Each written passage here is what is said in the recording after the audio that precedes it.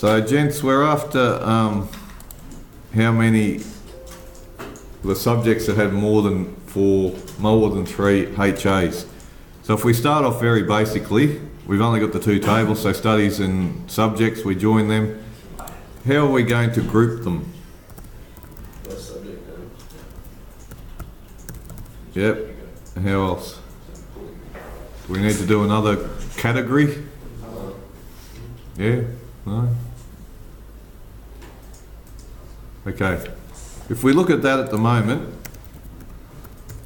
and I've got subject name, what am I going to do? So remember, whatever is in your group by, better put the word by in there, goes up the top, and then we're going to count it. You can actually count any of the things that you list up there, so we'll just go subject name. So that tells us that at the moment. What does that actually tell us? How many HAs there are? Does it? Have we got anything to do with HAs yet?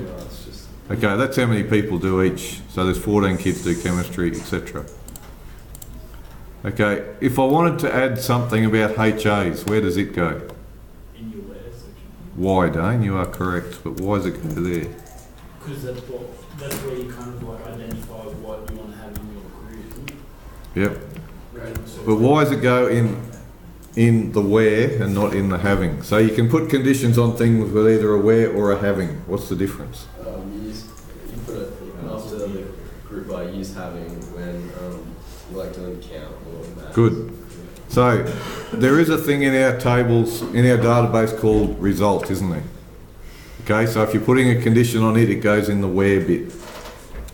If you're going to put a condition on this old mate at the back here, which we're going to do in a sec, we would do it the other way.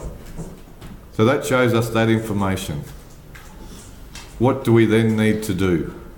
We want to put a condition on this thing, don't we? So we really want to pick out English, because it's the only one with more than 3 HAs. So how do we do that? So how do I put a condition on this thing? Okay, why do we have to use having? It doesn't exist in the database. That will do me. Well done, Jaden.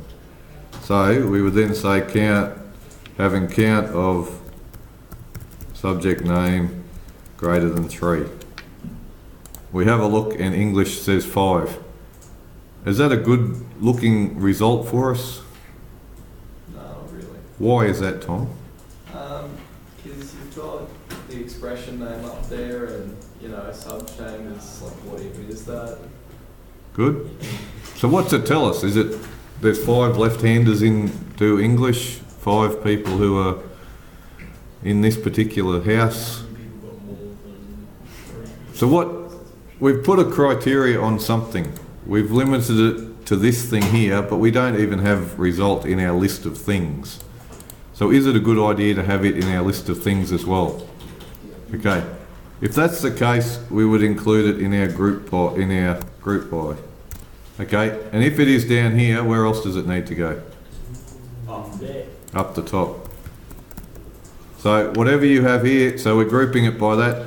Essentially, it's a bit like getting all the English results and putting them in a pile, and then once you've got that sub-pile, go through all the results and make a little pile for the HAs out of the English pile, etc. Now when we have a look at it, it actually tells us that 5 people got a HA in English. So it shows us clearly that what we're after is there, not just there's 5 somethings in English. Good stuff.